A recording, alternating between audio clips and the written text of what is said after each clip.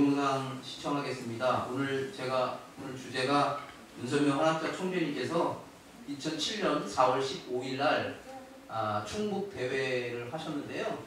충북 대회를 원래 도청소재지에서 해야 되는데 문선명 한학자 총재님께서 하와이에서 한국에 들어오자마자 이번 행사 대회를 굉장히 설명을 하시면서 이 정도 대회를 할 수 있는 기반을 갖고 있는 곳은 보고받기로는 괴산군밖에 없는 것 같은데 충북에서는 괴산에서 했으면 좋겠다라고 얘기를 해주셔가지고요.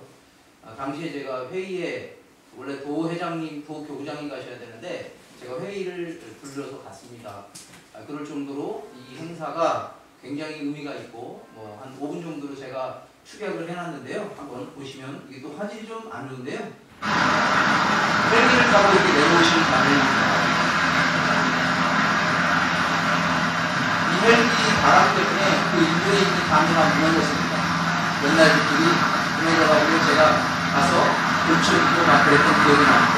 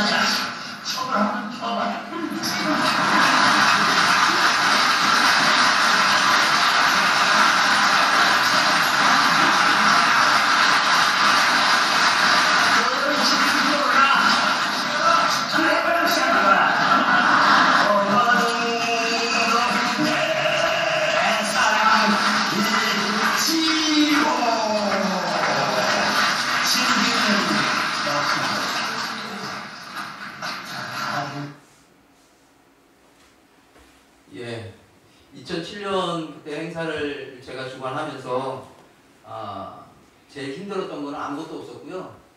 소문이 막 났어요. 윤 총재님이 뭐 계산에다 1조를 투자한다 막 이런 헛소문이 막 나가지고요. 그거 해명하느라고 얼마나 힘들었는지 모르겠습니다. 그게 왜 소문이 났는지 지금도 지금 이해가 안 되고요.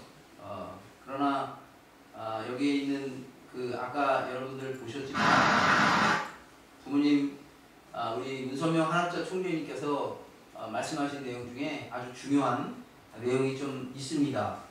그 부분 들으셨는지 모르지만 이 괴산군하고 평안북도 정주 땅 얘기하시는 것 같은데요. 남북 통일할 수 있는 비밀이 있다라고 하는 그 말을 하셨습니다. 문선명 총재님은 그냥 지나가는 말은 그냥 비밀이 아니고요. 허튼 소리가 아니고요. 그 비밀이 있다라고 분명히 우리 그 대회 때 말씀을 해주셨기 때문에 이 괴산군이 해야 될 사명이 참 많이 있는 것 같다라는 생각이 듭니다. 동영상 보시게 되면 원래 노청수조지에서 해야 되지만 괴산군 기반 정도 되면 거기서 하면 좋겠다 해가지고 충북에는 사실 군단위에서 행사할 내용이 아닌데요. 우리 조성수 회장님도 군단위에서 어떻게 행사를 했을까라고 하는 의문을 이렇게 설명을 해주셨습니다. 아시다시피 괴산 실내체육관 개장일에 제일 많은 사람이 8,000명 정도가요. 의자가 다 빼곡이 들어갈 정도로 8,000명 정도가 풀로 차가지고요. 성공적으로 잘 끝났습니다. 괴산군하고 평안북도 연결해서 남북통일 비밀이 있다라고 미래비전 우리 괴산군이 저도 아직 그 비밀이 뭔지는 확실히는 모르지만 대충 감으로는 알고 있습니다. 축복해 준 말씀. 그래서 여러분도 알다시피 통일은 대박이다 라고 전 대통령께서 말씀해 주셨는데 이건 경제적 측면입니다. 근데 그거는 틀린 건 아닙니다. 만약에 남북 화해 협력이 이루어지게 되면 통일은 안 되더라도 대한민국의 경제 문제는 한 방에 다 해결할 수 있고 짐 노조스는 무슨 말까지 하냐면 우리나라의 제일 대한민국의 지금 어려운 부분 중에 하나인 자녀를 낳는 것도 해결할 수 있다.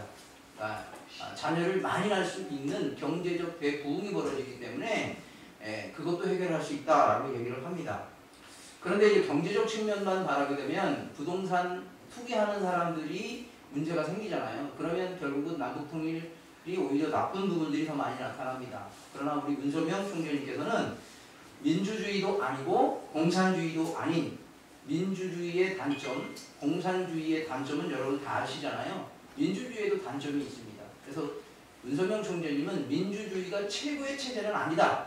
거기에 대안적 체제가 나와야 된다.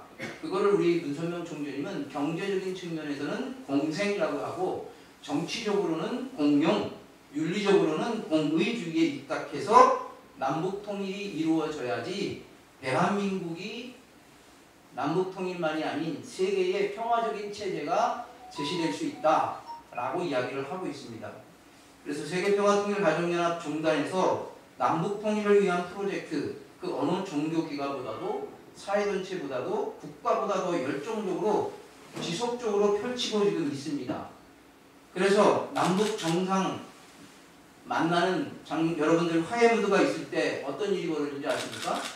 통일그룹 주식이 엄청나게 폭등을 했습니다. 그러니까 아는 사람들은 안다라는 얘기죠. 모르는 사람들은 모릅니다. 그런데 남북 교류 협력이 뭔가 평화 무드가 간다 그러면 제일 먼저 폭등하는 주식이 통일그룹 주식입니다. 대한민국이 국난의 역사를 연구해 보게 되면 지금 우리 가정연합에서 하고 있는 남북 교류 협력을 왜 하느냐라고 하는 의문점, 이거를 한번 잘 생각해 보시기 바랍니다. 그걸 하기 위해서는 대한민국의 국난의 역사를 연구하면 그 명쾌한 답이 나옵니다. 대한민국의 국난을 당하면 진정한 종교, 소위 얘기하는 우리 요즘에 이단이라고 하는데 좀 그런 종단은 호국 정신이 없습니다. 국가 위기를 극복하는데 일을 하지 않습니다. 국민을 깨우치지 않습니다. 그리고 호국 종교에 깊숙이 내재되어 있는 진정한 종교는 국민을 하나로 뭉치게 했습니다. 그리고 국가 위기를 극복하는데 제일 말로만이 아니고 앞장서서 했다. 행동을 했습니다. 국가를 최우선적으로 대승종교 본질에 충실했기 때문에 대한민국이 900여 차례의 국난에서도 이겼던 그 제일 선봉에 섰던 게 바로 종교였습니다. 종단의 이기주의에 빠지지 않았다라는 사실입니다. 이게 외국에 있는 종단과 대한민국에 살아있는 종단의 차이점입니다. 그래서 세계평화통일가정연합이 국가 아젠다에 제일 우선한다. 이게 바로 우리 문 총재님의 사상입니다. 국가가 최우선이다. 국가 아젠다를 위해서는 우리가 협력해야 된다. 라고 하는 겁니다. 그렇기 때문에 우리 국가의 대한민국의 아젠다 중에 제일 큰 아젠다가 뭡니까? 평화적인 남북 통일 조성 기반입니다. 그래서 그 프로젝트를 지금도 조성하고 있는 이유가 바로 여기에 있습니다. 우리 조성수 부회장님께서 대북한 사업뿐만이 아니라 세계적으로 펼친 평화 프로젝트 오늘 강의를 준비해 주셨습니다. 잘 경청해 주셔서 종교를 뛰어넘고 사상을 뛰어넘고 그리고 민족을 뛰어넘고 인종을 뛰어넘어서 대한민국의 평화적인 남북 통일을 위해서 하나 되어 손잡고 기미 독립 만세 운동을 했던 그 시절로 다시 돌아가야 된다.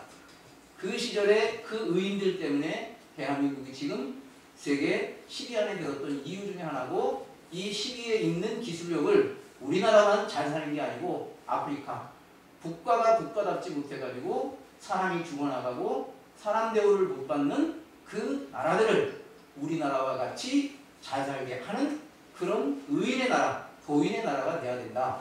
라고 하는 게 문선명 총재님입니다. 문선명 총재님 특별 보좌관이었던 박보희 총재님을 직은해서 모셨던 우리 조성수 회장님을 모시고 오늘 귀한 강의를 들으셔가지고 의인들로 새롭게 성장하시는 여러분 되셨으면 참으로 좋겠습니다. 예, 우리 조성수 회장 양력 보고를 올려드리겠습니다. 우리 박보희 세계일보 사장 시절에 비서실장으로 역임을 하셨고요. 남북 합병회사 평화자동차 상무이사로 근무를 하셨고요. 전남 여수 디오션 리조트 개발해서 운영 중인 일산 해양산업 주식회사 관리개발본부장으로 역임하셨고요. 한학자 총재 특사로 동유럽에 있는 몰도바 공화국에서 4년 6개월간 선교 활동을 하셨습니다. 또한 미국 뉴욕 소재 천주평화연합 본부 상임 고문으로 있으셨고요. 1994년 1월 남북경협 실무 박무단 일원으로 단장이었던 당시 박보희 세계일보 사장을 수행하시면서 방북 67회의 방북을 하셨던 분입니다. 1994년 7월 김일성 사방 주석 시 문선명 한학자 총재님의 특별 지시로 조문특사로 방북한 박보희 사장님을 수행하시기도 하셨습니다. 2002년, 2003년까지 한국평화대사 1,300명 분단 최초로 남북한 직항으로 전세 비행기로 4박 5일 평양 관광 다녀올 때 전 회차 직접 인수를 하시고 안내하셨습니다. 현재 대전 충청지구 천주평화연합 부회장으로 재임하시고 계십니다. 우리 조성수 회장님 모실 때 박수로 모시겠습니다.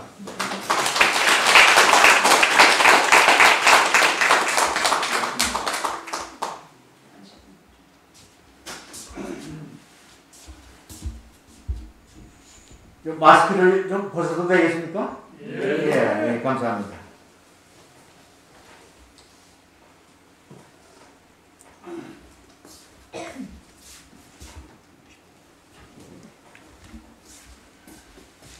예, 박수 한번 다시 크게 쳐주시기 바랍니다. 대단히 반갑습니다. 아직도 코로나 난세가 끝나지 않았습니다. 그리고 비올 끝에 좀 날씨가 쌀쌀한데 이 저녁 늦은 시간에 참 이렇게 많은 어르신들이 참 이렇게 찾아오신 데 대해서 대단히 참 감사하게 생각을 합니다.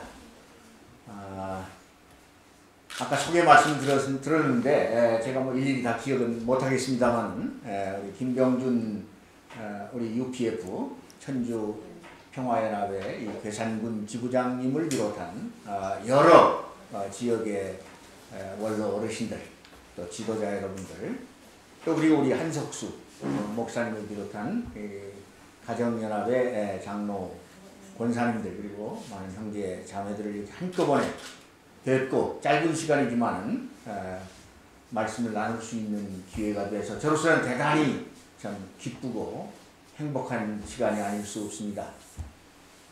저는 뭐 부탁을 받고 오느라고 왔는데 와서 보니까 오늘 참 대단히 의미가 깊은 날이네요. 그렇죠? 예, 바로 이 날입니다. 15년 전 4월 15일이네요. 이날. 아마 그렇게 날짜를 정하신 것 같아요. 예. 당시에 이제 신문명 개벽 선포 대회라고 해서 전국을 순회하시면서 말씀을 하셨던 그런 적이 있는데 아까 설명을 들으신 대로 충청북도에서는 참 대단히 이례적으로 이 괴산군이 참 축복을 받았다 이렇게 생각을 합니다. 그런 또 여러분들의 정성의 기반도 있고 또 여러 가지 또 여건이 됐으리라고 생각을 합니다만은 이런 조그만 도시에 참 어른들이 오셔서 참 의미 있는 그런 대회를 주관하시고 또 말씀을 주셨다. 대단히 참 축복이 아닌가 이렇게 생각을 합니다. 이제 제 말씀을 들으시고 돌아가실 때쯤 되면은 그래서 저 양반이 축복이라는 말을 했구나 아마 느끼실 수 있으리라고 생각을 합니다.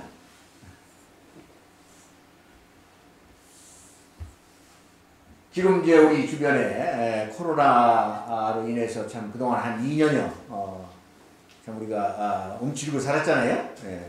그 보이지도 않는 바이러스가 사람을 꼼짝 못하게 하는 참 아이러니죠. 어이가 없죠. 그런 속에서 여러 어르신들이 이렇게 건강하신 모습으로 오늘 이 자리에 이렇게 모셨다는 것 자체가 이게 대단히 기적입니다. 그러시죠?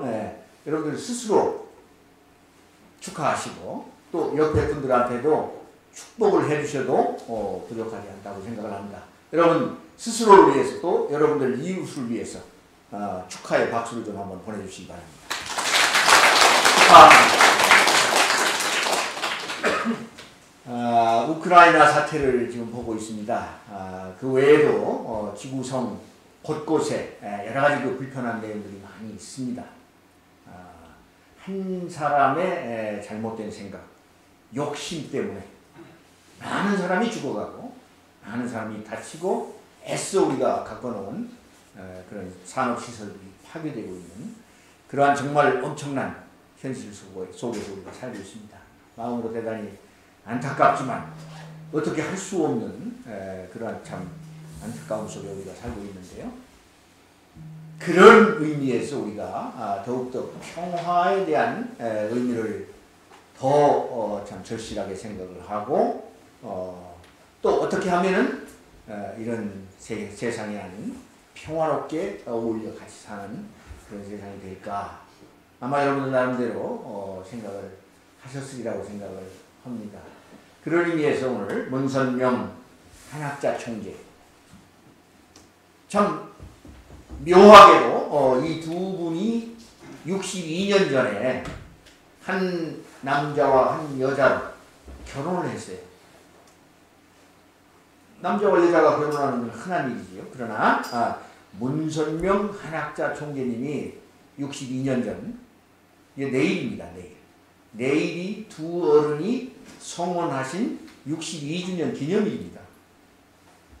그 뭐 오늘 내일 뭐 해가지고 여러 가지 의미가 겹쳐서 더 참 좋은 그런 날이 아닌가 이렇게 생각을 하는데 이 두 분이 지금 세계적으로 이렇게 인정을 받고 있습니다. 문선명 총재님은 이미 2012년도에 저 하늘나라로 가셨어요.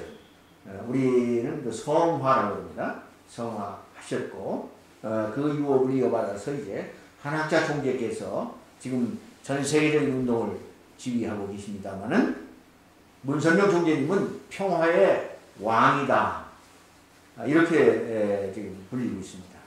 공식적으로 미국 의회에서 문선명 총재님께 평화의 왕이라는 그런 칭호를 직접 부여하셨던 그런 역사적인 사실이 있습니다. 한학자 총재님은 평화의 어머니라 이렇게 칭송을 받고 있는 두 분입니다. 왜 그러냐면은 이 두 분이 일생을 통해서 추구해온 것이 평화롭게 어우러져 사는 세상을 한번 만들어보자. 그래서 일생을 희생해서 참 수많은 난관을 극복하면서 오늘까지 이르고 있다. 이분들의 그 업적을 한번 우리가 간략하게나마 짧은 시간이지만은 돌아보면서 오늘 우리가 이 시대에 이 지역의 어른으로서 지도자로서 어떤 역할을 해야만 될 것인가 한번 여러분들이 느껴보고 또 곰곰이 생각해 볼 수 있는 그런 기회가 된다면 오늘 이 저녁은 충분히 가치가 있는 귀한 시간이 될 수 있다고 생각을 합니다. 동의하시죠? 네. 제가 좀 그림 몇 가지를 준비해 가지고 왔어요. 시간이 이렇게 많지 않기 때문에 빨리빨리 넘겨가면서 이해를 돕기 위해서 제가 설명을 해 올리도록 하겠습니다. 그래서 오늘은 문선명 한학자 총재의 업적을 통해서 이제 오늘 이 시대에 우리가 참 우리의 그 과제로 안고 있는 우리 한반도의 통일 문제, 이것을 신통일한국의 비전, 신통일한국이라는 거, 신통일한국 하니까 여러분들 무슨 생각이 드세요? 신자가 무슨 신자인 것 같아요? 새로운, 전혀 새로운 그러한 한국 통일의 비전이다, 이렇게 생각하실 수 있는데, 우리 한학자 총재님께서는 이 신자가 새로운 신자가 아니라 하나님 신자다, 이렇게 말씀하십니다. 우리의 소원은 통일, 꿈에도 소원은 통일, 통일을 위해서 우리가 많이 염려하고 많이 참 일도 하고 연구도 하고 그동안에 노력을 많이 해왔습니다만은 아직도 오리무중이잖아요. 그렇죠? 인간의 힘을 가지고서는 한계가 있다. 절대적인 가치의 주인이 되시는 하나님, 신의 의지를 우리가 의지해서 통일을 이룰 수밖에 없다. 이게 이제 결론입니다. 우리가 좀 겸손한 마음으로 우리가 할 수 있는 모든 책임은 다하되 이제 하나님을 모시고 우리가 통일 한국의 성업을 이루어야 되겠다 하는 말씀입니다. 처음 들어오실 말씀이죠? 그러니까 새로운 신자도 된다. 저는 그렇게 생각을 합니다. 문선명 한학자 총재님께서 1960년도에 성원을 하셨다고 그러는데, 그 전에 이미 이제 1954년도에 통일교회, 세칭 통일교회입니다. 세계 기독교 통일신령협회를 창설을 하시고 많은 그런 준비를 해 오셨습니다. 어떻게 하면은 이 땅을 평화로운 땅으로 만들 것인가 고심하시고 노력하시고, 결론이 뭐냐면 하나님이 짧은 시간에 축복을 해서 세계 최강대국으로 만든 미국이라는 나라가 있습니다.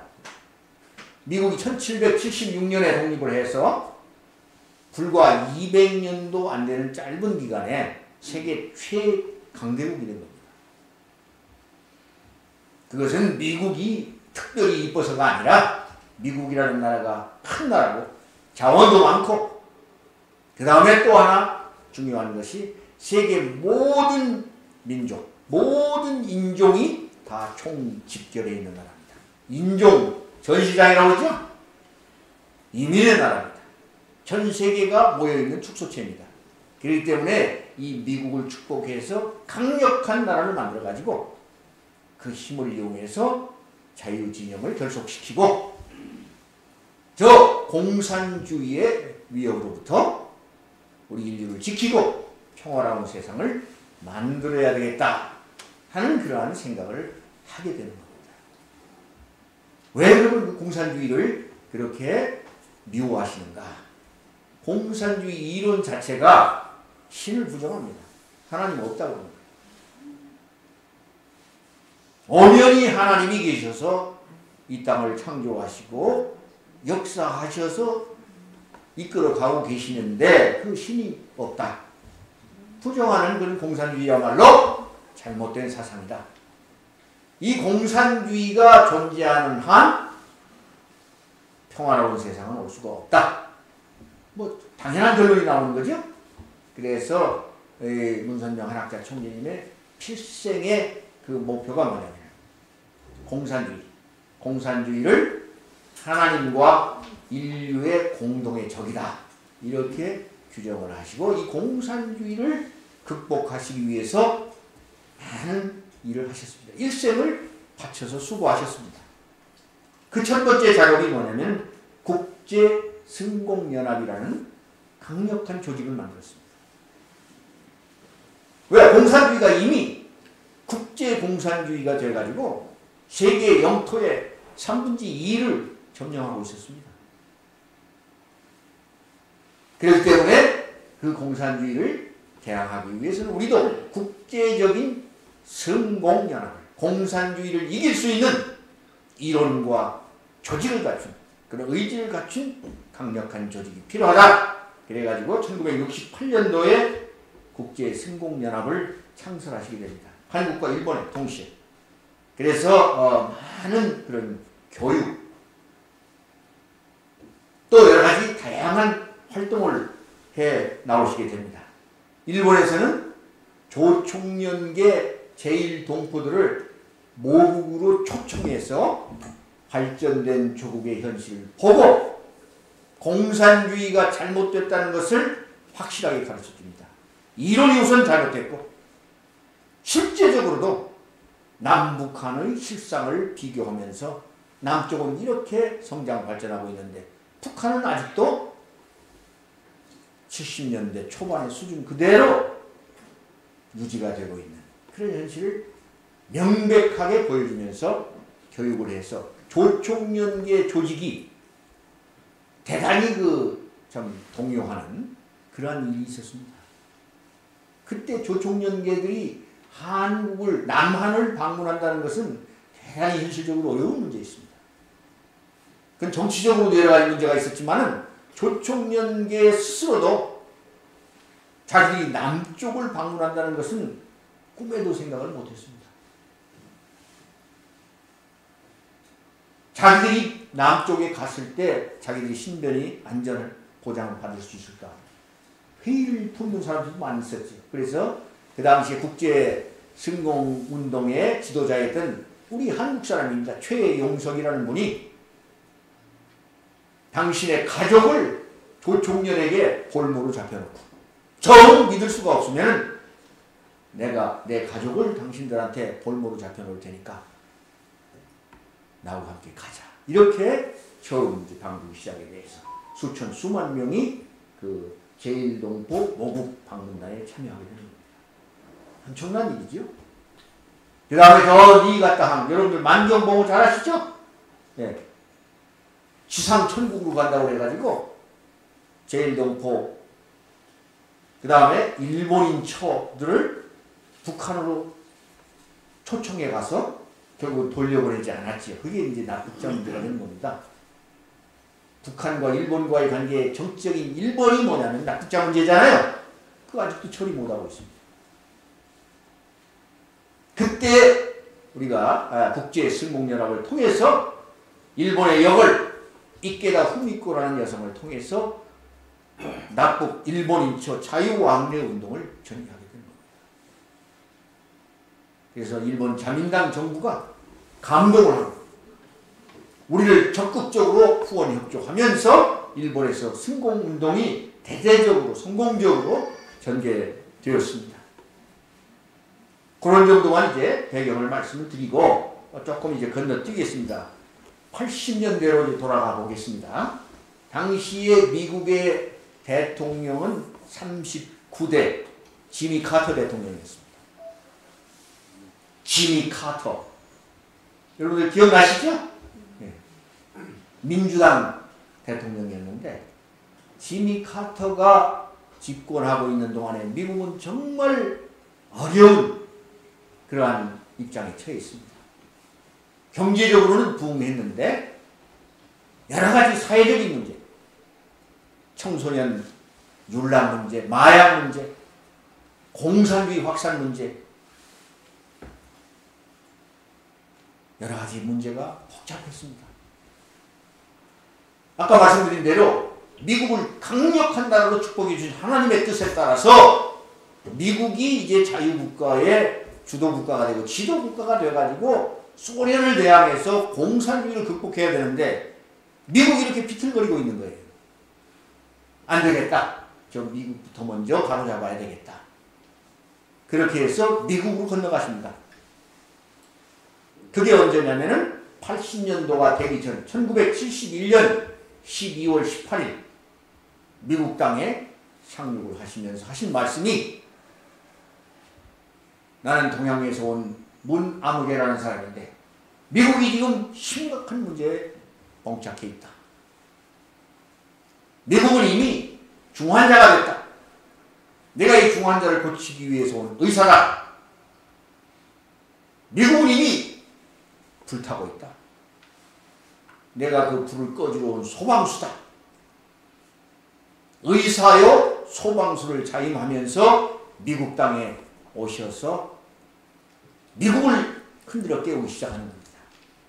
미국의 양심, 미국의 건국정신, 미국 건국정신이 그대로 헌법이 됐습니다. 헌법정신. 그것을 되살리면서 미국이 정신 차려야 된다. 그래서 제일 먼저 하신 일이 뭐냐면 미국의 젊은이들을 교육하신 겁니다. 미국이 어떻게 해서 이루어진 나라냐? 중세의 그 참 교황권의 압박으로부터 세속 왕의 그런 노예로서 참 인권을 누린다하던 그 신도들이 신앙의 자유를 마음껏 누릴 수 있는 그러한 자유천지, 꿈속에 그리던 그런 신앙의 자유천지를 찾아서 온 곳이 미국입니다. 메이플라워호라는 배를 타고 유럽에서 이제 미국에 보스턴 옆에 있는 플리마우스라는 항구로 오게 되는 거예요. 그 오는 뱃속에 대서양을 횡단하는데 참 멀미도 나고 병도 걸려서 죽고 배도 고프고 뭐 말할 수 없는 고통이 있었지만은 신천지에 가서 먹고 살 양식, 곡식의 씨앗을 사용하지 않고 그대로 보존해서 미국에 와서 씨를 뿌린 겁니다.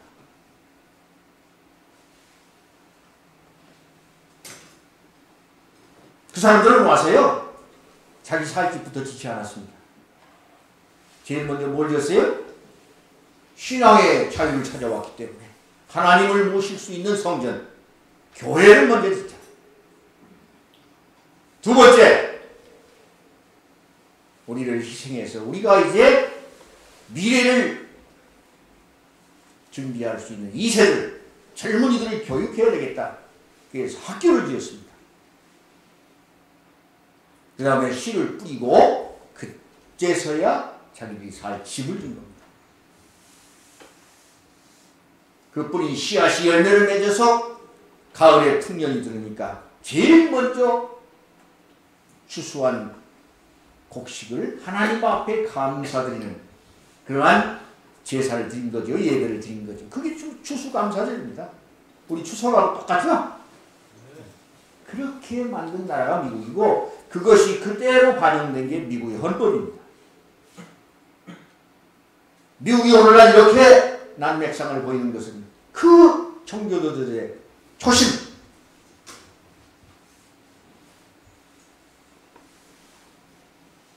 미국의 건국정신, 미국의 헌법정신을 잃어버렸기 때문이다. 다시 미국은 각성하고 그 정신으로 돌아가야 된다. 이것을 역설해가지고 이제 젊은 청년들이 정신을 바짝 차리고,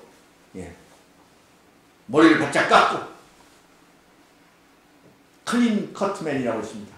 머리를 살풋하게 깎은 젊은이들이 이제 강사가 돼서 전국을 누비면서, 미국 전역을 누비면서 그 희망의 메시지를 전하게 되는 겁니다. 그래서 문선명 총재 양의원께서 이제 미국의 대도시들을 순회하면서 희망의 날 대향연이라는 그런 역사적인 집회를 하십니다.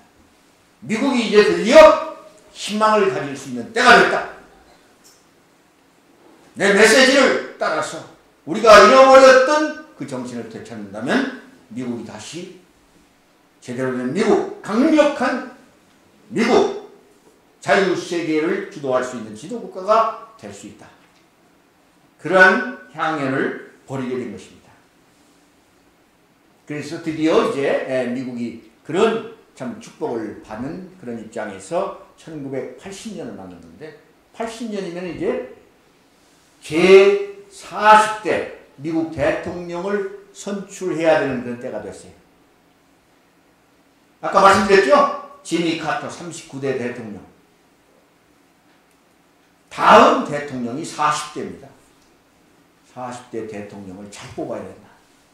지미 카터가 참 여러 가지 어려운 그런 미국을 만들어 놨기 때문에 저 사람이 재선하게 돼서는 안 되겠다. 저 사람을 떨어뜨리고 새로운 강력한 보수, 강력한 반공주의야. 그런 사람을 우리가 대통령으로 뽑아야 되겠다. 이게 이제 문선명 한학자 총재의 전략이었어요. 그래가지고 그 후보로 뽑은 사람이 누구라고요? 로널드 레이건. 영화배우 출신입니다. 이미 2번이나 선거에 나와서 도전했다가 떨어져가지고 인기가 다 이거 바닥이에요. 그리고 나이가 많이 먹었어요. 그럼 사실은 뭐 전혀 문제가 아닌데 그 사람이 코미디언 출신이든 영화배우 출신이든 그게 무슨 문제가 됩니까? 올바른 정신을 가지고 올바른 정책을 가지고 강력한 리더십을 가지고 나가면 되는 거지. 그 출신은 뭐가 문제가 되겠습니까? 오늘날 젤렌스키 보시잖아요. 우크라이나 대통령. 레이건 대통령은 근본적인 보수주의자입니다. 미국의 기본적인 가치, 근본적인 가치를 지켜야 된다. 그 다음에 저러한 소련을 중심한 국제공산주의의 공세 앞에 맞서야 된다. 당당하게 맞서서 이겨야만 된다. 그러한 사상 노선을 가진 사람이었기 때문에 하늘은 그분을 택한 겁니다. 그래서 이제 나중에 좀 설명을 드리겠습니다만은 이분이 40대 미국의 대통령이 돼가지고 81년부터 89년까지 4년씩 2번 임기를 해서 미국을 완전히 바꿔놨습니다. 공산주의를 완전히 극복하는 그런 놀라운 역사적인 그런 업적을 세웠습니다. 그 배후에 누가 있었다고요? 문선명 한학자 총재님의 지혜와 전략, 그런 하나님의 축복이 있었다. 저는 감히 그렇게 결론적으로 말씀을 드리겠습니다. 미국이 이제 레이건 대통령을 새로운 대통령으로 뽑아놓고 소련을 무너뜨리기 위해서 채택한 정책이 뭐냐면요. 소련을 어떻게 하든 첨단 과학을 통해서 소련을 기술적으로, 과학적으로 꼼짝 못하게 만들어야 되겠다. 거기 하나 전략이고요. 두 번째는 경제적으로 완전히 붕괴시키는 거. 두 가지 전략을 했는데 문선명 한학자 총재님이 레이건한테 기회를 준 것이 뭐냐면 그 두 가지입니다. 여러분들 기억나실 거예요. SDI라고 여러분들 들어보셨죠? 네, 스타워즈, 별들의 전쟁, SDI. 영어로 이제 뭐 말씀드려서 안 됐습니다만은 Strategic Defense Initiative. 그러니까 전략 방위 구상 그렇습니다. 이것을 통해서 소련을 완전히 항복을 시킨 겁니다. 그게 뭐냐면요. 그동안에 그 미국과 소련이 냉전 체제하에서 서로 경쟁을 하면서 핵무기 전쟁을 했잖아요. 핵무기 경쟁을 했죠? 그래가지고 소련이 더 많고 미국이 좀 작은데 그 기분 문제죠. 그 중에서요. 몇 개만 터져도 지구가 다 멸망합니다. 그런 것이 수천 기가 있어요. 소련이 12,000기를 가지고 있었고 미국이 약 7,000기, 8,000기를 가지고 있었습니다. 그게 한꺼번에 터진다면 어떻게 되겠어요? 상상할 수 없는, 지구가 다 공멸할 수밖에 없는 가공할 살상무기입니다. 그걸 서로 경쟁했어요. 근데 이 SDI의 핵심이 뭐냐면 우주 공간에다가 하나의 그 기지를 만들어 놓는 거예요. 그래가지고 레이더를 가지고 소련의 핵 무기의 동태를 관측하는 거예요. 그래가지고 소련이 핵무기를 발사하려고 하는 발사 체제로 전환하는 순간, 혹은 발사를 하는 순간이 포착이 되면은 이 레이더 기지에서 레이저를 발사를 해가지고 그 핵무기를 그 자리에서 폭파시키는 그런 내용입니다. 400기의 미사일을 설치를 해놓고 동시에 3,500발의 미사일을 발사할 수 있는 그런 가공할 그런 기술입니다. 그러니까 소련이 아무리 핵무기가 많고 기술이 발달했다 하더라도 여기에 걸리면 어떻게 되겠어요? 그동안에 핵이 많다고 자위를 했는데 많은 게 자랑이 아니에요. 있는 자리에서 그대로 다 폭파시켜버리니까.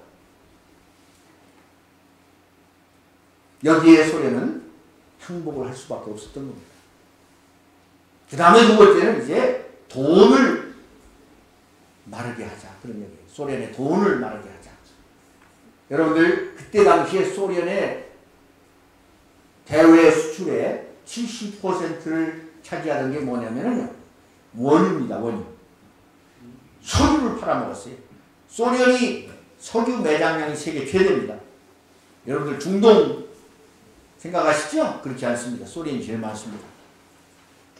그 원유를 수출해서 70%를 국가 살림살이에 참 쓰고 있었는데 미국이 G7 국가와 유럽 국가들, 중동 산유국들과 협조를 해가지고 소련의 원유값을 내려버린 거예요. 중동 산유국 생산할 수 있을 만큼 최대한 생산해라. 생산하면 우리가 다 사줄게. G7 국가들도 같이 협조해서 다 사줄게. 걱정 말고 생산해. 그러다 보니까 어떻게 돼요? 공급이 늘어나니까 가격은 떨어질 수밖에 없죠. 그때 당시에 배럴당 30달러 하던 원유값이 배럴당 7달러로 떨어져 버렸습니다. 그러니 소련이 어떻게 됐겠습니까? 거덜났죠. 거덜났어요. 다 이제 거덜난 겁니다.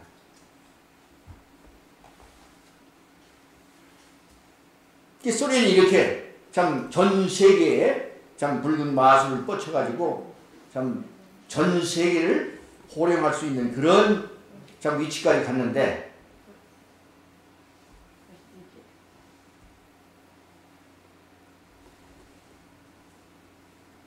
레이건 대통령이 당선이 되면서 또 문선명 한학자 총리님께서 레이건을 전폭적으로 지원을 해가지고 1982년도에 워싱턴 타임즈라는 신문을 창간하시잖아요. 그 워싱턴 타임즈 신문 기사, 인터뷰, 사설, 칼럼 모든 걸 다 동원해가지고 레이건 행정부의 정책을 지원하는 겁니다. 레이건이 SDI를 정부 정책으로 채택해야 된다. 그래가지고 레이건 대통령이 그 법안에다가 서명을 했습니다. 그 순간 소련은 내적으로 항복을 하게 된 거죠. 자, 이 사진 한번 보시죠. 1976년 9월 18일 워싱턴 DC 저 뒤에 흔히하게 보이는 연필같이 보이는 탑이 워싱턴 대통령, 조지 워싱턴 대통령, 초대 대통령을 기념하는 그 기념비 광장입니다. 여기에 지금 문선명 총재, 아까 말씀드렸죠? 동양에서 온 레버런 문 목사라는 분이 소방수로 의사로 미국에 와서 미국의 젊은이들을 일깨우고 그 젊은이들이 그 메시지를 전하면서 미국이 참 들끓게 되는 겁니다. 그래서 미국 역사상 전무후무한 인파가 이렇게 모였습니다. 빌리 그레이엄 목사가 집회를 할 때 17만 명이 그동안에는 역사적인 기록이었습니다. 미국의 대부흥 목사 빌리 그레이엄이라고 여러분 아시죠? 네. 그게 지금까지 기록이었는데 이날 76년 9월 18일 워싱턴 기념비 광장에 모인 관중 수가 무려 30만이었습니다. 이 역사적인 이 집회를 통해서 문 총장님이 포용하십니다. 미국은 이제 깨어나야 된다. 원래의 정신으로 돌아가야 된다. 그래서 전 세계의 지도국가가 돼가지고 공산주의의 위협으로부터 인류를 구하고 평화로운 세상을 건설하기 위해서 미국이 이제 앞장서야 된다. 미국 시민들이 여러분들이 이제 앞장서서 그 일에 그 대결에 서야 된다. 참 엄청난 감동의 도가니였습니다. 이 대회를 맞춰놓고 미국에 가시면 문 총장님이 집회하던 곳이 있습니다. 벨베리아라는 수련소에서 대회를 위해서 수고했던 젊은 사람들을 모아놓고 폭탄 선언을 하십니다. 다음 이와 같은 집회는 모스크바에 가겠다. 모스크바에 가서 하겠다. 이런 폭탄 선언을 하신 겁니다. 그때의 현실로 봤을 때 꿈이요. 도저히 실현 불가능한 일. 어떻게? 모스크바.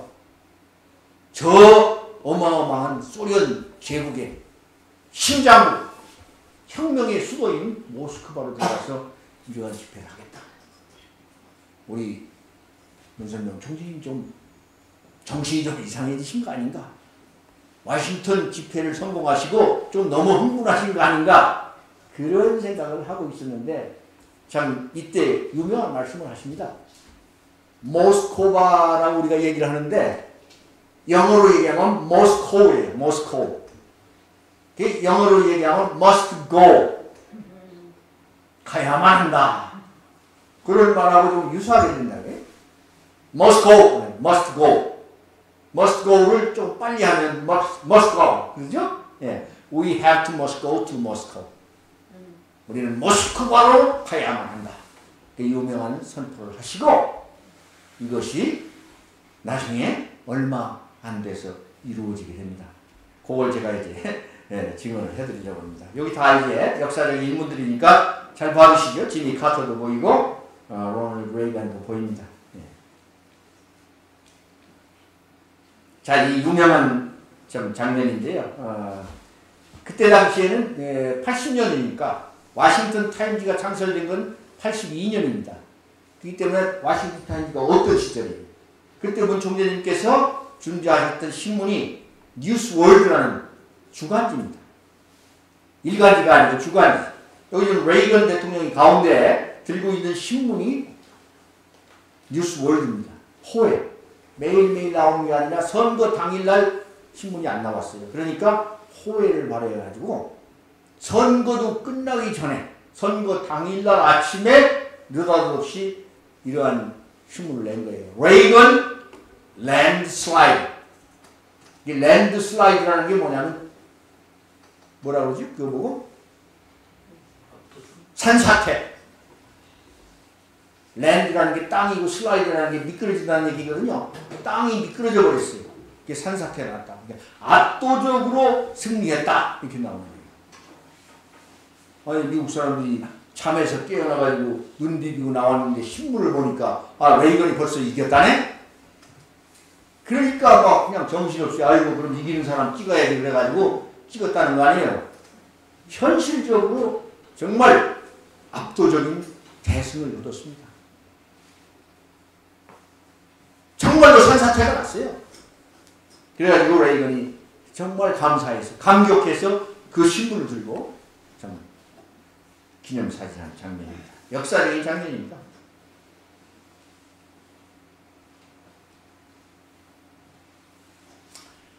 자, 그 이후로 아까 이제 소련이 이제 그렇게 항복을 하고 난 이후에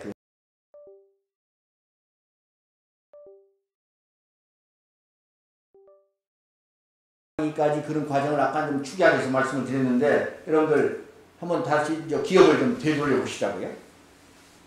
1989년 12월 9일 베를린 장벽이 갑자기 무너져 버립니다. 깜짝 놀랐죠? 예. 그거 어마어마한 동독과 서독을 가로지르던 분단의 상징 베를린 장벽이 무너져버려요. 그 다음에 89년부터 리투아니아를 시작으로 해서 소비에트 연방에 들어있던 13개 나라 중에서 이제 저쪽 유럽 쪽부터 하나씩 이제 어떻게 돼요? 붕괴되기 시작하는 거예요. 이걸 도미노라고 그러죠. 도미노 게임 같이 하나 무너지기 시작하는 거예요. 그래서 아까 그 말씀대로 90년 4월 11일 모스크바에 방문하셔가지고 고르바초프를 만나서 설득하시는 거예요. 고르바초프 대통령, 당신은 소련의 대통령으로 재선하려고 생각하지 말고 영원한 세계 평화의 대통령이 되시오. 그렇게 설득하는 겁니다. 그럼 어떻게 하면 그렇게 될 수 있습니까? 문 총리님께서 소련을 해체하시오. 간단하게 표현하면 그렇습니다만은 과정이 간단치 않았죠. 아까 그런 레이건을 당선시키고 워싱턴 타임즈를 창간하시고 SDI를 만들어가지고 소련을 압박하는 모든 전략이 이제 다 끝나갔을 무렵 90년 4월에 사실은 확인하러 가신 겁니다. 고르바초프한테 확인 항복을 받으러 가신 거예요. 그러고 나서 바로 이제 독일이 통일되죠. 그 다음에 91년 12월 25일 역사적인 날입니다. 크리스마스 날이에요. 크리스마스 날 드디어 고르바초프가 소비에트 사회주의 공화국 연방, 우리가 소련이라고 얘기하는데 이게 공식 명칭입니다. 소비에트 사회주의 공화국 연방을 해체하는 그런 선포를 하게 됩니다. 이게 소련이 멸망한 거예요.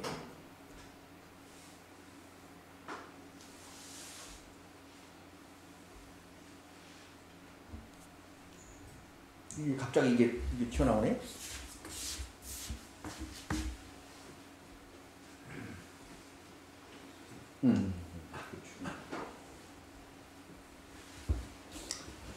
자, 여기서 이제 그러면은 문선명 총재님은 어떻게 해서 이러한 일을 하실까?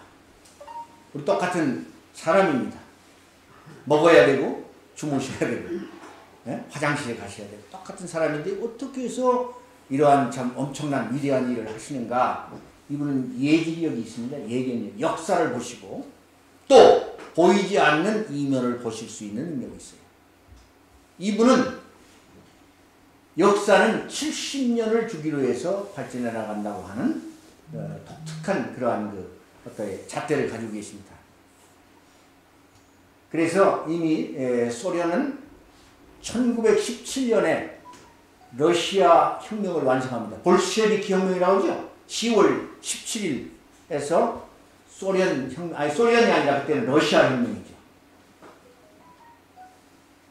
그때로부터 70년, 1917 더하기 70 하면 뭐가 됩니까? 1987이 되죠? 그때 되면은 공산주의는 이제 사라지게 된다. 이미 예견하셨어요. 그래가지고 그 2년 전인 그 위에 보시죠? 1985년도에 이미 세계평화교수협의회 세계대회에서 소련의 붕괴와 공산주의 종언이라는 것을 선언을 하게 합니다. 세계학자들이 깜짝 놀랐어요. 지금 이 소련의 위세가 이렇게 기세당당하고 어마어마한데 감히 어떻게 소련이 붕괴하고 공산주의가 종언한다는 말을 할 수 있습니까?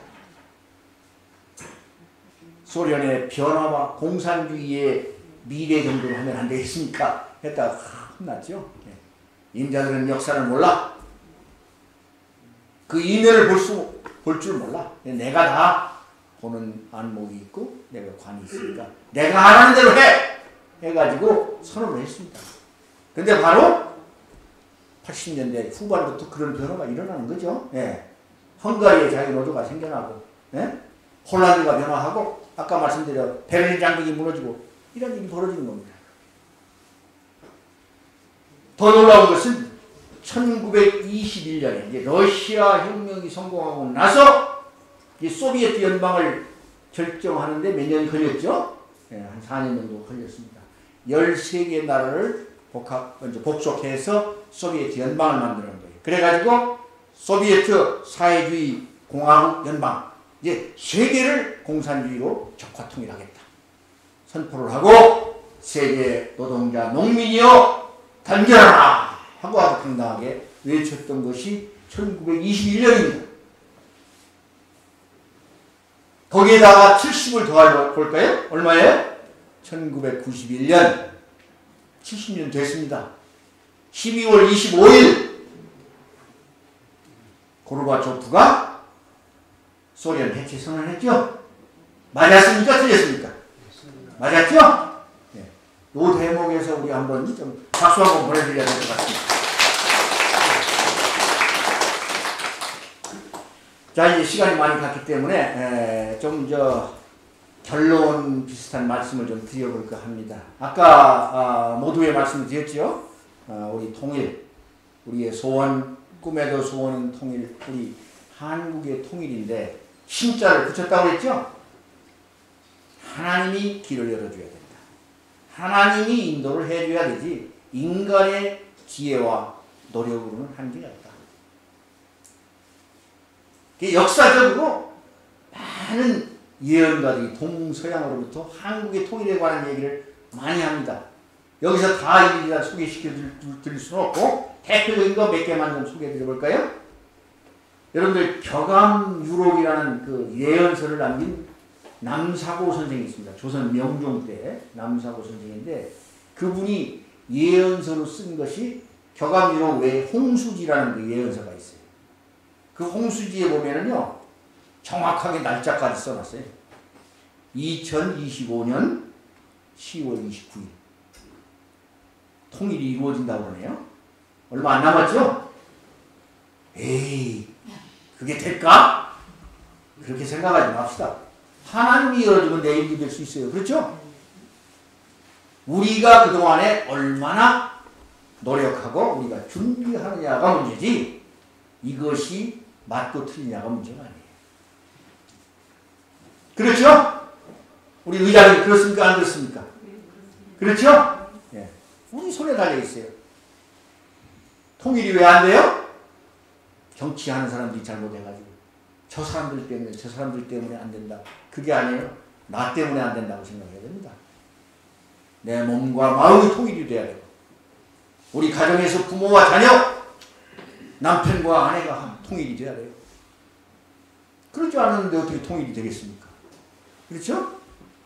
내 마음이 평화롭지 않은데 우리 가정이 평화롭지 않은데 우리가 이웃과 더불어 평화롭게 지내지 못하는데 어떻게 평화로운 세계가 오겠느냐 그걸부터 하는 거예요. 작은 실천이지만 그것이 씨앗이 되는 거예요. 그것이 출발점이 되는 거예요. 천리길도 한 걸음부터 나로부터 출발한다.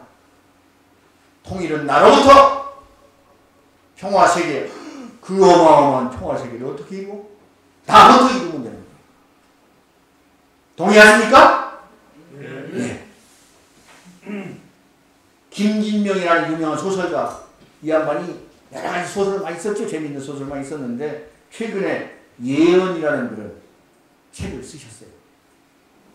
배경이 뭐냐면 문선명 한학자 총재가 소련을 해체시키는데 관한 여러 가지 역사적인 기록을 가지고 책을 쓴 겁니다. 예언인데 그 예언이 어떤 내용이냐면 우리 조국의 통일은 언제 됩니까? 마지막 소설의 끝부분에 문 총재님께 그 주인공이 큰 소리를 여쭤봐요. 문 총재님! 우리 통일은 언제 됩니까? 이렇게 여쭤봤어요. 그러니까 문 총재님이 2025년! 이렇게 하고서 소설이 끝납니다. 김진명이라는 소설가가 그냥 취시한 사람이 아니에요. 유명한 참 명망 있는 그런 소설가인데 공부하지 않고 어떤 근거 없이 그냥 이렇게 장난치듯 해놨을까요? 나름대로 결론이 있다. 나름대로 그런 과정이 있고 논리가 있다. 그렇지만 소설이라는 것은 사실이 아니에요. 픽션이에요. 지어낸 거예요. 그러나 아무리 지어낸 소설이라고 하더라도 그 소설가가 독자들한테 주고 싶은 메시지가 있는 거잖아요. 그렇죠? 25년이라고 그랬어요. 그 다음에 우리 서양에도 지금 그 구글에서 인정한 당대 최고의 미래학자로 꼽는 토마스 프레이라는 분이 있습니다. 우리 한국에도 왔다 갔는데요. 이제 5년 이내에 우리 통일한국이 된다. 그러니까 준비해야 된다. 이런 참 의미 있는 그런 예언도 했습니다. 제가 아까 70년 말씀을 드렸는데 여기도 한번 더 해볼까요? 우리가 일제로부터 독립을 해서 45년에 만세 불렀잖아요. 근데 그게 완전한 독립이 됐느냐? 완전하지 못했습니다. 반쪽짜리예요. 일제로부터 조국의 독립운동을 싸울 때는 만주벌판에서 연해주에서 풍찬노숙하면서 일본 제국주의라고 하는 공동의 적을 향해서 같이 힘을 합쳐서 싸웠지만 이미 거기는 공산주의와 민주주의라는 사상의 그런 내용들이 배태되어 있었기 때문에 아무런 준비 없이 그냥 만세 부르고 나니까 결국은 나라가 두동강이 날 수밖에 없는 그런 불완전한 통일을 한 거예요. 불완전한 독립을 한 거예요. 그래서 결국은 남북이 합치지 못하고 1948년 남북이 각각 정권을 수립을 하지 않습니까? 이게 이제 완전히 이제 분단이 된 거예요. 그것을 기점으로 해서 거기다가 48년에다가 70을 더하니까 어떻게 돼요? 2018년이 되는 겁니다. 그렇죠? 그렇기 때문에 시기적으로는 이미 우리나라는 남북 통일의 시기에 접어들었다. 이렇게 생각을 하시면 될 것 같습니다. 아까 2025년 말씀드렸잖아요. 우리 옛날 우리 조상들의 모든 예언을 집대성해 보면 여기 나옵니다. 한자로 써 있는데요. 진사에 성인출하고 오미의 낙당당이다. 그런 말이 있습니다. 어르신들은 좀 들어보신 것 같아요. 진사는 뭐냐면 용띠, 사는 뱀띠해에 성인이 나타난대요. 성인이 나타나서 우리의 모든 문제, 이 분단의 문제까지 포함해서 다 해결하면은 오미, 말띠해, 양띠해는 낙당당, 즐거움이 집집마다 넘칠 것이다. 이게 이제 결론입니다. 자, 올해가 무슨 년이에요? 이민년, 호랑이 해죠? 내년이 개묘, 토끼해. 그 다음 2024년이 뭐예요? 갑진년, 용띠해, 용. 여기 용띠 나오잖아요. 진. 그 다음에 을사, 뱀띠. 2024년, 2025년에 누가 나온다고요? 성인이 나온다. 성인이 나와서 어떻게 돼요? 오미. 그러니까 2026년이 병원년입니다. 말띠. 그 다음에 2027년이 정민년. 2027년까지는 이제 집집마다 즐거움이 넘치는 때가 온다. 여러분들 믿어집니까? 네. 믿으셔야 돼요. 더 크게 한번 바꿔봅니다. 안 믿는 분도 계신 것 같아요. 예, 그렇습니다. 우리가 확신을 가지고 아까 말씀드렸죠? 나라부터 출발한다. 우리 가정부터 출발한다. 이런 생각을 가지시고 나오셔야 됩니다. 그러면 된다. 저는 그렇게 확신합니다.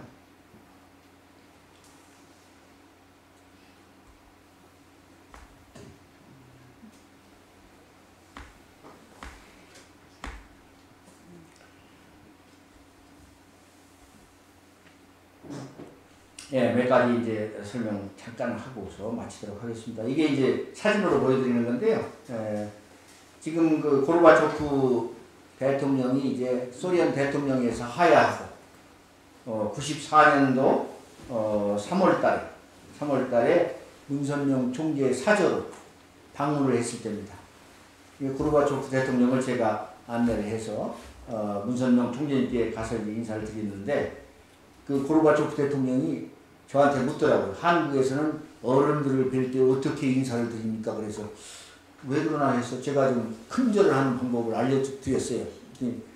한남동 그 문선명 총재님 사제에 도착하자마자 이 양반이 어설픈 동작으로 큰절을 하더라고요.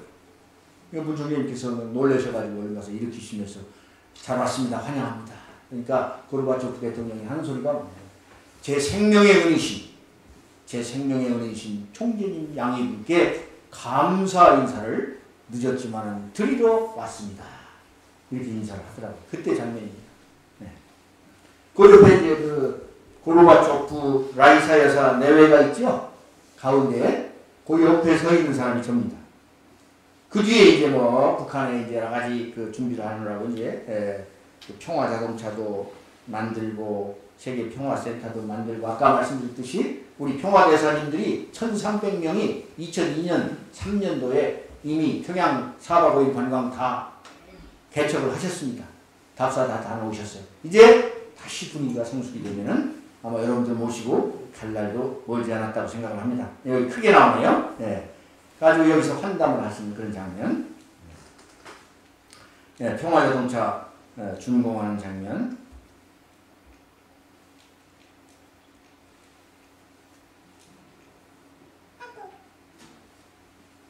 자, 이제 마지막 결론 내겠습니다.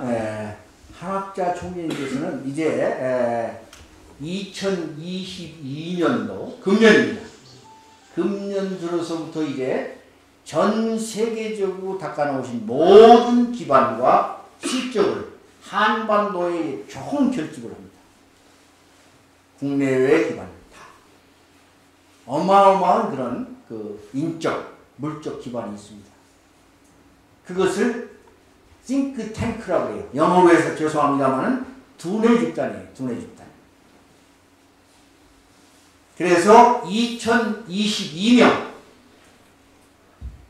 국내 지도자 1011명, 국제적인 지도자 1011명, 합쳐서 2022명이 두뇌 집단이 돼가지고 모든 역량을 총 결집해서 이제 구체적으로 2027년까지 비전 2027이라고 합니다. 2027년까지 총 진군해 나가겠다. 그래서 금년도 2월 달에 이 코로나 전국이 참 엄한데도 전 세계의 전 현직 국가 수반, 전직 현직 대통령 수상, 직접 온 분이 25명, 또 줌으로 인터넷으로 참여한 분이 60명, 합쳐서 85명의 전 현직 국가 수반이 참여하고 그 외에 많은 정계, 학계, 종교계, 과학기술계, 예술계 총망라해서 정말 싱크탱크 2022를 작동을 했습니다. 조직위원장이 누구냐면 반기문 전 유엔 사무총장이었습니다. 가까운데 고향이시죠? 네. 그 다음에 현직 캄보디아의 수상인 훈센 총리 두 분이 공동 준비위원장이 돼가지고 한학자 총재님을 중심에 모시고 한반도 평화 서밋 2022를 성대하게 개최를 했습니다. 그래서 다 뜻을 모았어요. 거기에는 미국의 직전 대통령 트럼프 대통령도, 일본의 아베 수상도, 폼페이오 미 국무장관도, 펜스 미 부통령도, 에스퍼 국방장관도 다 현직에 있을 때 한국을 왔던 사람이고 이번에 어려운 가운데도 불구하고 한국을 방문해서 나름대로의 소신을 가지고 한 총재님의 비전에 동참해서 앞으로 한반도의 평화 통일을 위해서 같이 힘과 지혜를 모으겠다고 약속을 한 것 같습니다. 엄청난 일이 벌어졌어요. 이제 그래서 우리 한 총재님은 이게 이제 국제적인 이런 환경은 구비가 되어 있지만 우리가 문제다. 그래서 평화애원이라는 그런 명칭을 주셨어요.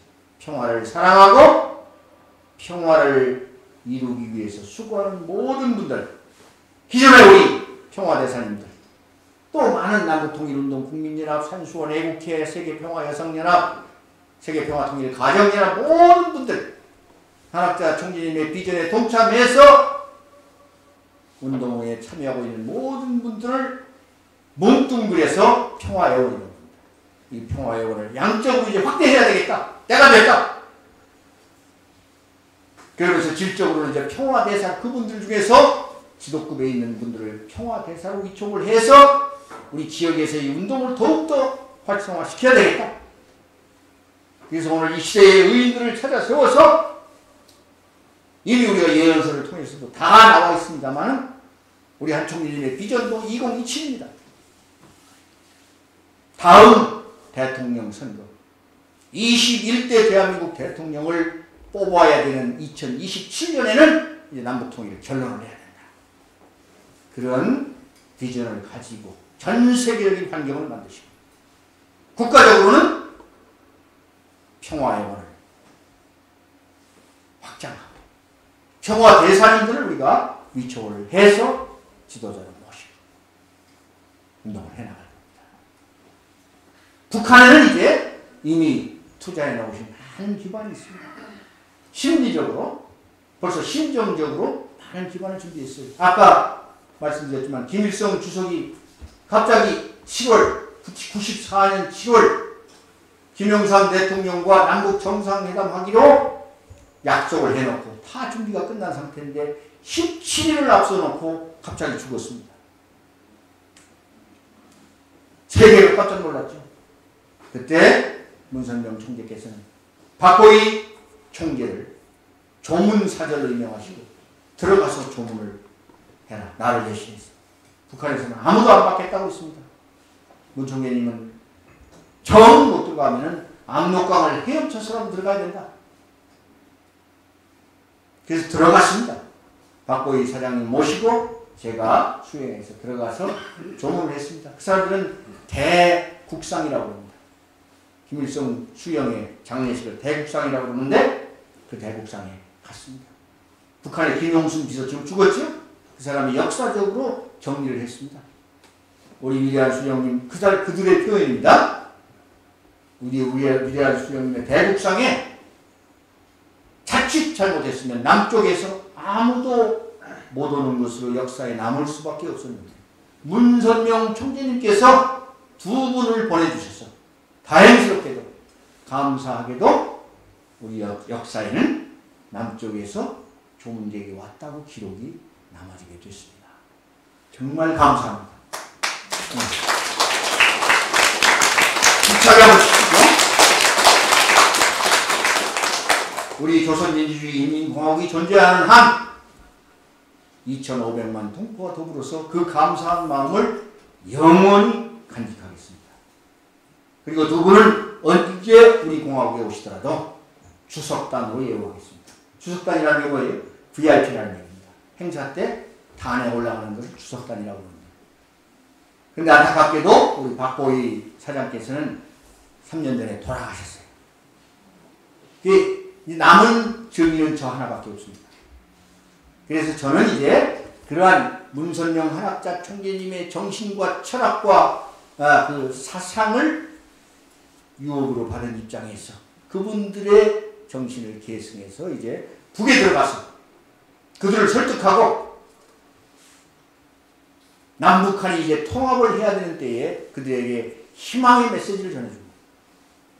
잘못된 판단을 할 수 없도록 인도해야 될 그런 사명을 지고 있습니다. 그래서 저를 이 충절의 고장 대전 충청지구로 보내셨다고 생각을 하고 그 준비를 지금 하고 있습니다. 언제든 상황이 풀리고 여건이 성숙이 되면은 제가 들어가야 됩니다. 문 총재님, 한학자 총재님을 대신해서 그 정신을 다시 가서 리마인드 시키고 평화적으로 우리 조국을 통일시킬 수 있는 그 작업을 하기 위해서 가야 된다고 생각을 합니다. 이게 우리 고향입니다. 저는 여기 충청도 사람입니다. 그래서 여러분들의 그러한 그 참 후원과 또 지지와 그 동참이 돼 주신다면 저는 그것을 믿고 한번 역사적인 그 과업을 한번 도전을 해보려고 생각을 하는데 여러분들 좀 밀어주시겠습니까? 감사합니다. 그럼 한번 해보겠습니다. 이제 그런 과정이 될 때 여러분들께 좀 보고를 드리고 또 함께 해야 될 부분이 있으면 같이 모시고 좀 현장에 동참을 하도록 하겠습니다. 참 끝까지 경청을 해주셔서 대단히 감사합니다.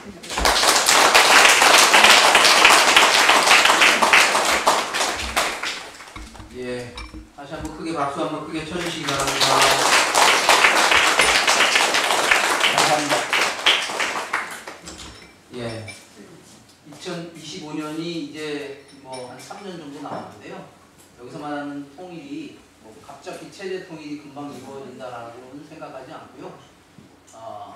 남자 여자가 한번 헤어지고 나면, 부부가 헤어지면 다시 합하려면 사전에 교감이 많이 있어야 되잖아요. 신뢰가 무너지지 않고 그냥 무너진 상태에서 만나게 되면 오히려 각방 쓰고 억지로 이렇게 체제가 하나가 되면 너무 힘들잖아요. 그래서 서로 사랑의 마음이 싹트고 신뢰하는 과정이 이제 본격적으로 시작된다라고 하는 그런 취지로 여러분 알아주시고요.